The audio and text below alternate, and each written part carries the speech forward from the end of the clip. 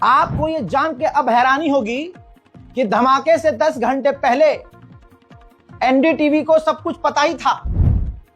देखिए, समय के साथ साथ जो उसका टाइटल है वो भी स्क्रीन रिकॉर्डिंग के जरिए हम आपको दिखा रहे हैं। ये 13 घंटे पहले का वीडियो जब मैं रिकॉर्ड कर रहा हूं, जब मैं ये शूट कर रहा हूं, तो उस समय 13 घंटा पहले यानी धमाके से कई घंटे पहले एनडीटीवी ने ये न्यूज चलाई, जिसके अंदर 350 किलो विस्फोटक वाली साजिश किसकी, ये लिखा। अगली लाइन ये लिखी, क्या दिल्ली को दहलाने की थी साजिश, देश दहलाने का प्लान। और वो बंदा जो फरीदाबाद में जम्मू कश्मीर पुलिस ने आकर उस व्यक्ति को गिरफ्तार किया, जिसका नाम आदिल अहमद बताया गया है, आतंकी, जिसके पास AK-47 बताया रहा, वो डॉक्टर है, बहुत पढ़ा लिखा है, उसके पास विस्फोटक बरामद हुए। तो भाई 360 किलो RDX जो बरामद हुए, तो एनडीटीवी ने पहले ही कह दिया था कि दिल्ली को दहलाने की थी साजिश। तो यानी एक तरह से पूरे देश के दिमाग में डाला गया। देखो, मुसलमान एक गिरफ्तार हुआ है कश्मीर का, उसके पास RDX है, और उसके बाद जब ये सबके दिमाग में बैठ गई तो कुछ ही घंटे के बाद धमाका हो गया। फिर से कहूंगा, कहां है हमारे देश की इंटेलिजेंस, कहां है हमारे देश की जो फोर्स थी, जो हम कहते हैं भाई हमारी खतरनाक है, भाई हमारी जो एजेंसी है काफी खतरनाक है। और ये जो आतंकवादी कश्मीरी पकड़ा गया और जो कुछ भी हुआ इस धमाके से पहले, तो हमारी एजेंसियों को ये सब कुछ पता क्यों नहीं चला। या छोटा सा चाकू लेकर घूमो तो भाई कहीं ना कहीं रगड़ दिए जाते हैं, पकड़े जाते हैं। अगला AK-47 ले घूम रहा था भाई दिल्ली के आसपास के इलाकों में। हलवा, भाई कुछ तो है गड़बड़। लोग सोशल मीडिया पर कई तरह की बातें कर रहे हैं कि ये तो पैतरा पुराना है, थक चुके हैं, मासूम लोग मारे जा रहे हैं। दरब फारूकी लिखते हैं, जो बहुत लोगों के दिमाग में ये चल रहा है। दरब लिखते हैं कि कल यानी आज जब आप वीडियो देख रहे हैं तो बिहार में दूसरे चरण की वोटिंग है और आज दिल्ली में लाल किले के पास बम फटा है। अब सवाल यह है कि क्या पहले चरण में बीजेपी का सूपड़ा साफ हो रहा था। काफी संदिग्ध माहौल बन गया है। इसी तरह से बहुचर्चित अभी दांदिया, जो सोशल मीडिया पर बहुत एक्टिव रहते हैं, लिखते हैं वही पुरानी चुनावी पैतरा, पर जनता अब सब समझ चुकी है। अब आपके सामने सलमान नाम का एक व्यक्ति, जो I-20 कार है, वो कई बार बेची गई। दिल्ली में हुए कार ब्लास्ट की जांच में एक जरूरी, गंभीर, सीरियस, सनसनीखेज खुलासा हुआ। रिपोर्ट के अनुसार जिस Hyundai I-20 कार में धमाका हुआ उसे कई बार बेचा गया था। उसका पुलवामा कनेक्शन भी सामने आया है।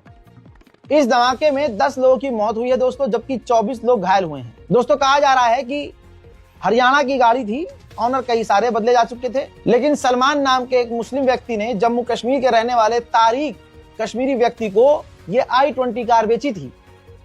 अब आप समझ रहे हैं, अगर यह आतंकी हमला है, चलिए मानते हैं, RSS के मानने वालों का भी एक खेल मान लेते हैं कि चलो ठीक है भाई, यह आतंकी हमला है, क्योंकि बताया कि जो बंदा फरीदाबाद में पकड़ा गया AK-47 और RDX के साथ, वो कश्मीर का है। अब जो आज धमाका हुआ, जिस गाड़ी में धमाका हुआ, उसे बेचा गया कश्मीरी। घूम फिर के वो एक कश्मीर तक बात पहुंच गई, वो भी पुलवामा का रहने वाला, इसलिए मामला और गंभीर हो गया।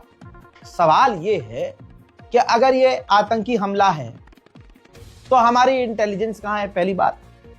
दूसरी बात, जो दावे मोदी जी करते हैं कि देश सुरक्षित हाथ में है और जब से हम हैं हमने आतंकवाद की कमर तोड़ दी है, उस दावे का क्या।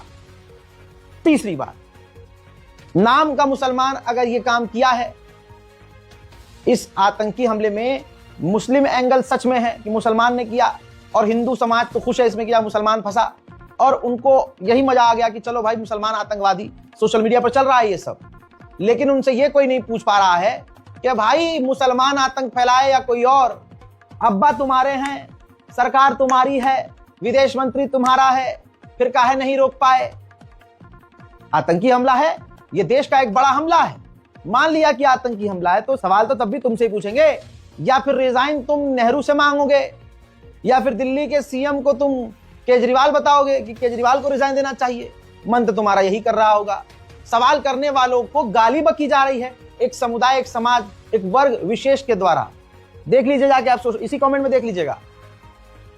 अब मान लीजिए आतंकी हमला है, क्योंकि कश्मीर, पुलवामा ये सब जोड़ दिया गया। ठीक, मान लिया भाई। तो भाई आपने तालिबान से दोस्ती क्यों करी?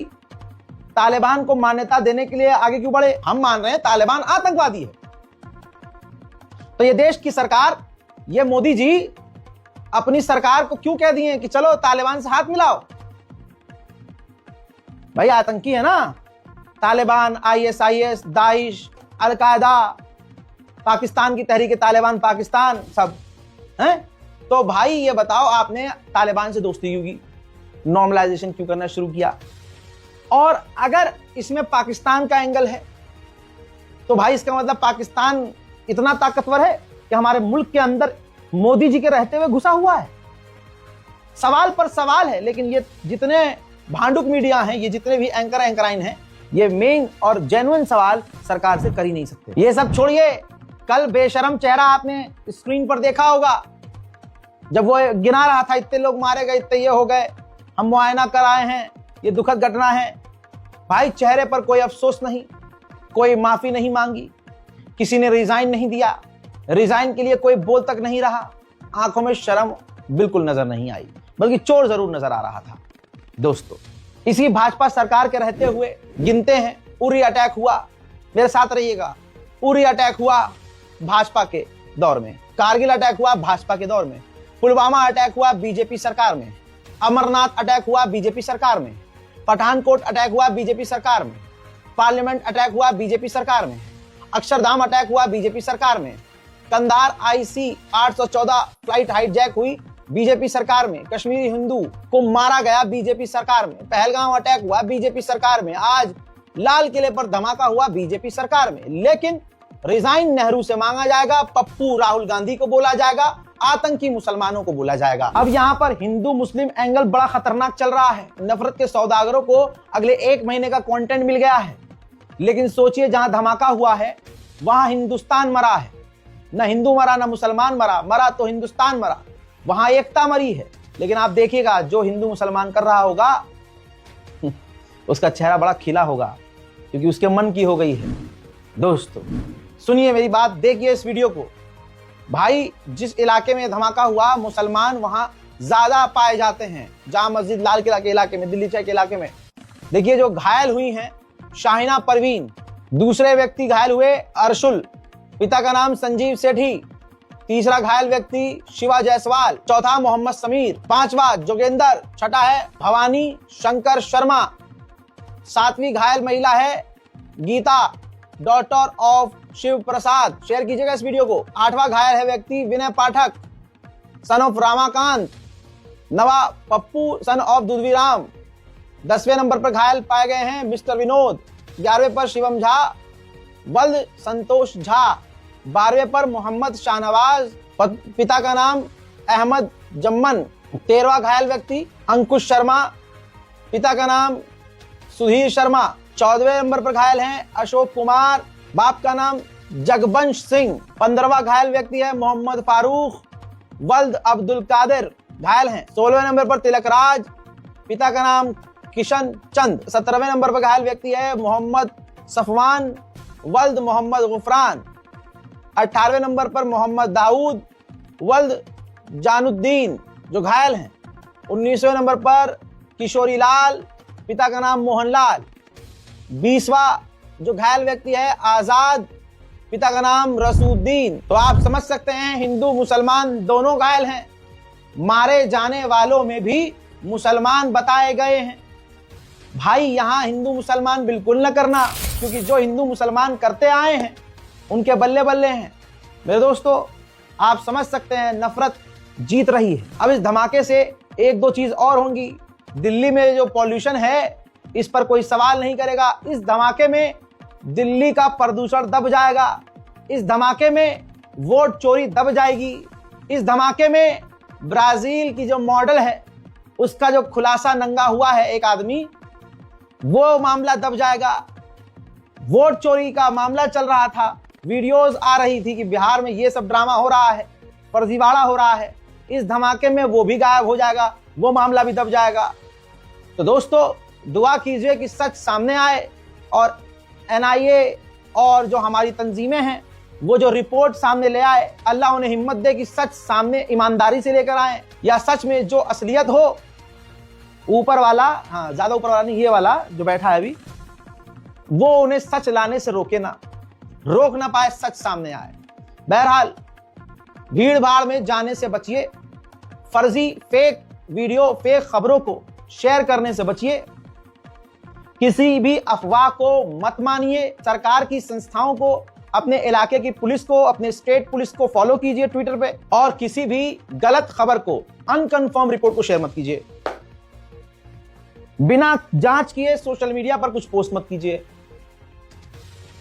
फिलहाल के लिए यही आपको करना है, भीड़ भाड़ में जाने से बचना है और सतर्क सावधान रहना है। कोई संदिग्ध वस्तु नजर आए, किसी इंसान पर शक हो, आसपास के थानों में या ऑफिशियल्स को जाकर जानकारी देनी है। मेरी बात में अगर आपको एक भी बात सच लगी है तो इस वीडियो को शेयर कीजिएगा। अपने मुल्क के साथ खड़े रहिए, टूटने से बचाइए इस देश को, हिंदू मुसलमान करने वालों से, नफरत के सौदागरों से दूरी बनाइए।